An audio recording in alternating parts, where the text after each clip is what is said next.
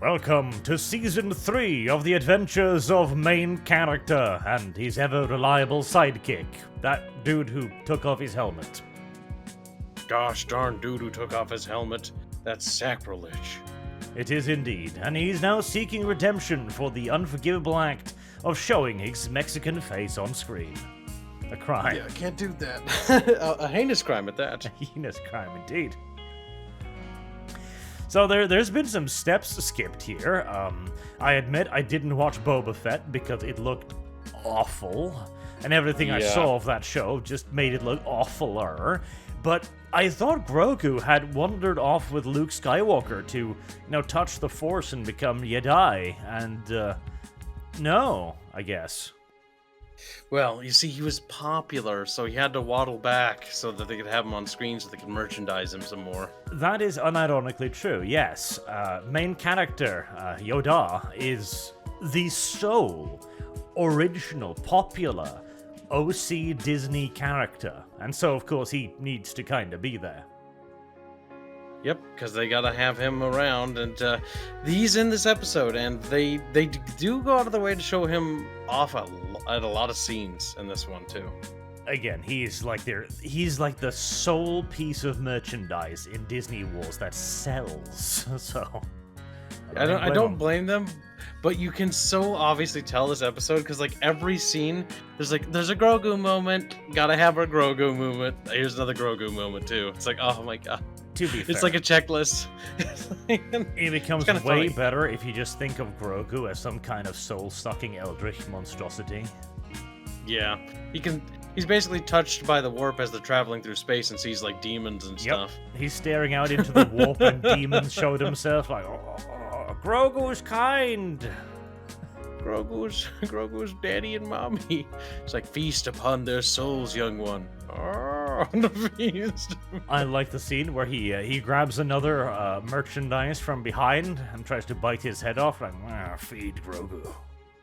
Yes, he grabs one of the small little machinist aliens and is trying to suck the soul out of him or devour him or vor him or whatever.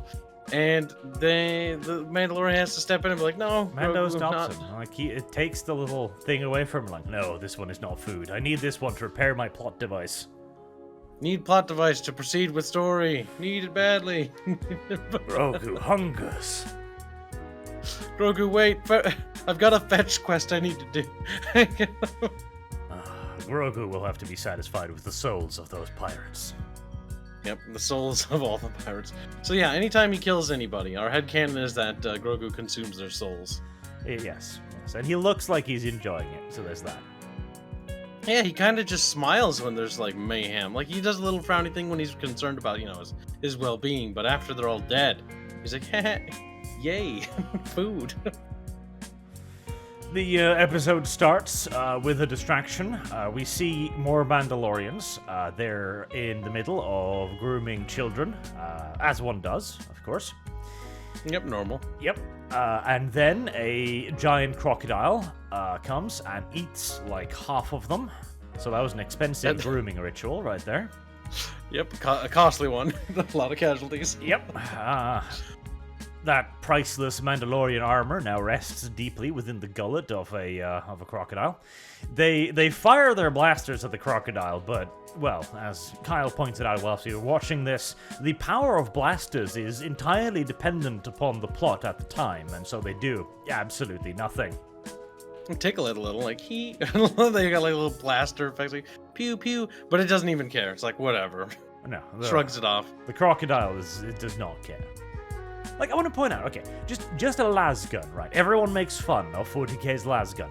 That lasgun hits you with a bolt of energy so hot, it literally explosively vaporizes the blood beneath your tissue, okay? It is actually a ridiculously trauma-inducing weapon, like... Yeah, you explode. Yes, like it literally explosively vaporizes your blood. It leaves like a fist-sized hole in you. And these aren't even laser weapons, these are plasma weapons. And they don't even touch this thing. They don't even bother it. This is the big problem with like blasters and these plasma weapons all the time in Star Wars. like if you remember A New Hope when Han Solo's shooting at the stormtroopers and it misses and hits some of the Mos Eisley structure, it blows huge chunks of rock out, and that's like a little pistol. And here it's like pew pew pew pew pew, and they're laying into it like, you know, they got like a blaster Gatling cannon, and they're shooting into its mouth, and it's just like it doesn't even care. Also, I want to point out, why do they have these like grooming rituals right in the water where there's these giant crocodiles nearby? Oh, maybe they didn't know about the giant crocodile population, I guess. Like, this is an awfully shallow lake, too, for a giant crocodile with such its life. I don't know how that thing sustains itself, because that has to have... I mean, maybe it just eats Mandalorians, I guess. Presumably, yeah. It just chills out near the river's edge waiting for grooming rituals to have a snack. They eventually plant anti-tank mines on it. That, of course, also does absolutely nothing. In desperation, they fire their grapplings hook at it because, you know, where AT mines and plasma weapons fail, surely a rope will succeed. This giant monster that's, like, flinging them around and killing them. I'm sure we can use our physical strength to overpower this clearly very powerful beast. It doesn't seem like the best plan, honestly. But, hey, you know, it serves its purpose. It humiliates the Mandalorians, including the big guy with the Gatling gun laser, enough so that our side character can arrive and kill it with some anti-ship weaponry, because, you know, that's what's needed against wildlife in this universe. Just that deadly, I guess. Like, that thing was absurd.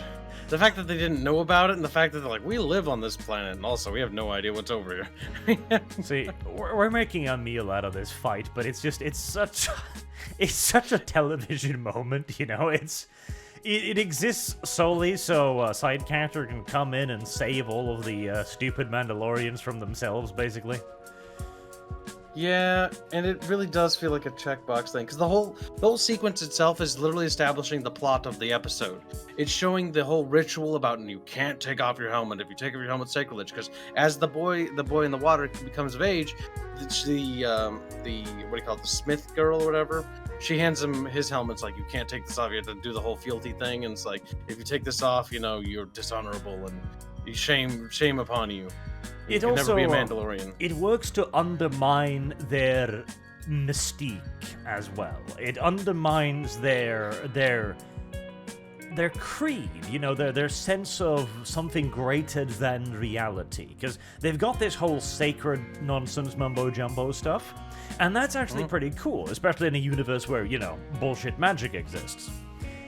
And a part of this is you don't take off your helmet. If you do, all kinds of shit happens to you, you become an outcast. But Mando obviously then immediately demonstrates that no, he's the only person who can do anything about El Crocodilo.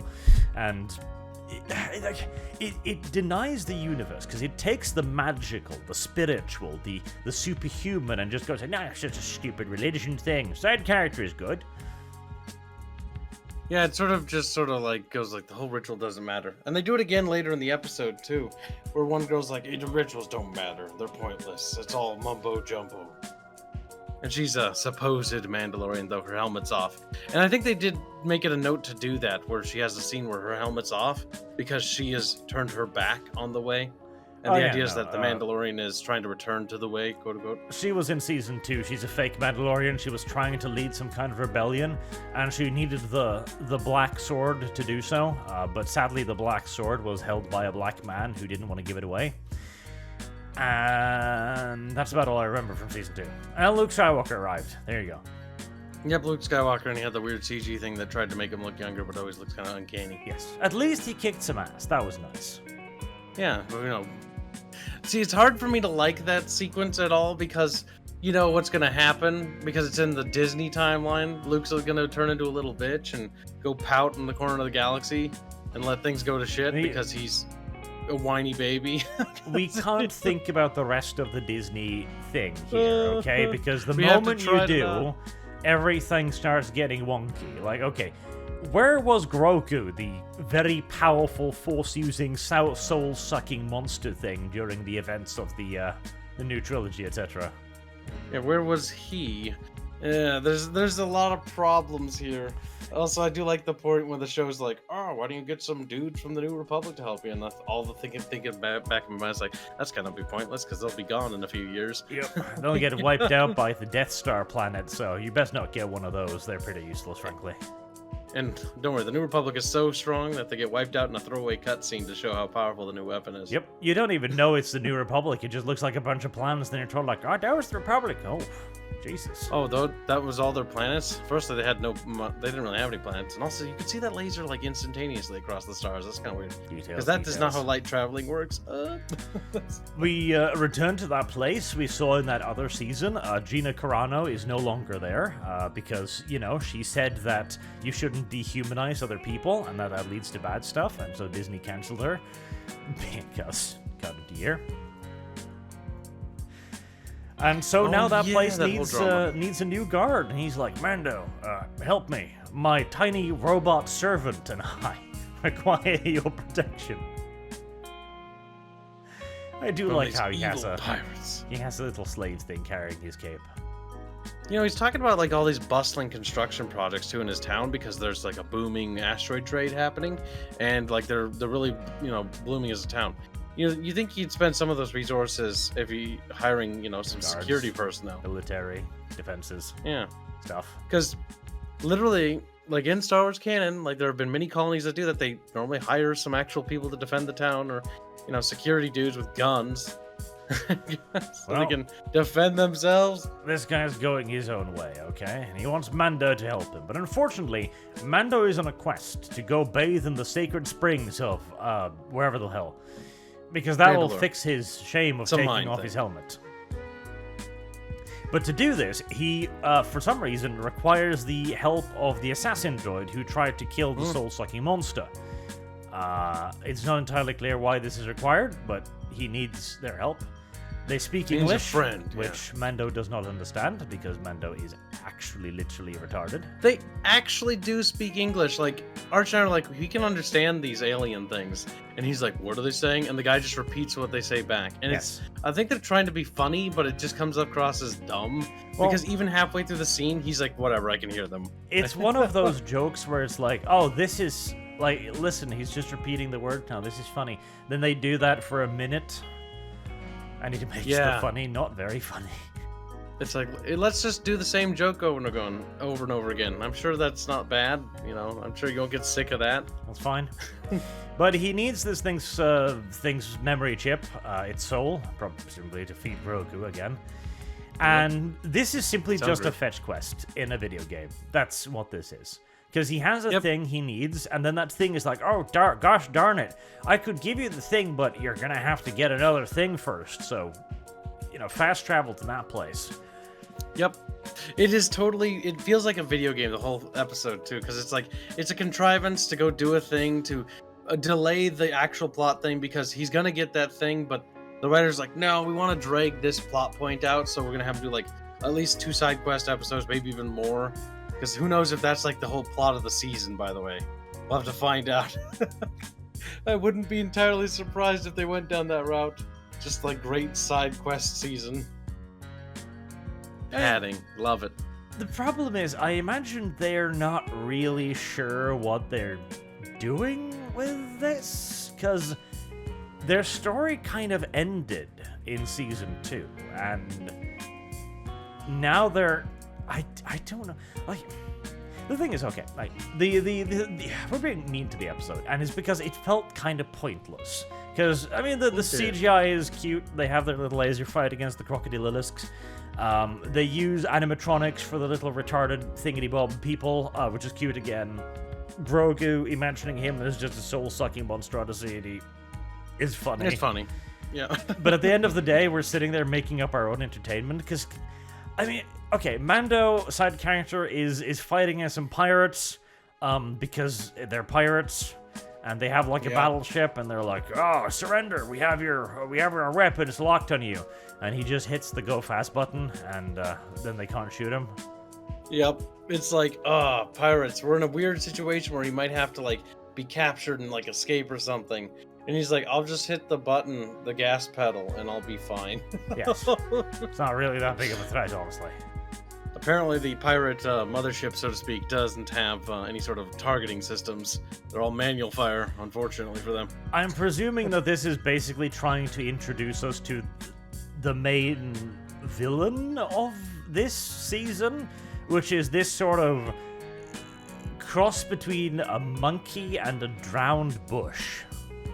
Yeah, it did look like some sort of wet bush, because it's like a bearded pirate captain, but it's like a plant thing, but he's an alien, plant monster man. Yes, and he's a pirate. There's a really big twig on his beard, and it kind of bothers me. I'm looking at it now. But yes, fortunately Mando has go fast button, and that solved the problems this time around. It's like, Yeah. I'm struggling. Well, the reason for this show's existence is that it's the only Disney property that's actually not doing incredibly poorly. But there needs to be some plot here at some point, because the plot currently is Mando needs to wash himself so that he doesn't feel bad about taking off his hat. Like, that's a thin motherfucking plot right there, boy. Yeah, that's not super interesting. I kind of disappointed with the pirate encounter. I was hoping it would do something interesting. Because, they have this really cool pirate ship that has some interesting little doodads on it, and it feels very well detailed, which makes you definitely think that, yeah, they're going to use that ship again later. They concept arted that. In the credits, you can even see the concept art for it. And they were showing off a lot of things they didn't even show in the show, like the landing pad and how the pad's, on the top of the ship and whatnot. It's kind of interesting looking, but nice. The concept art looks really cool. It looks. I mean, there's even one concept art of the big ship chasing a side character with the small fighter. It's like, wow, I wanted to watch that instead. Yeah, I kind of want to see the interior of the ship. That's kind of what I was hoping. They would have to, when they had his weapons locked, he'd be like, "Oh crap, I'm gonna have to get out of this somehow." But so I'm gonna have to get captured or whatever and then escape.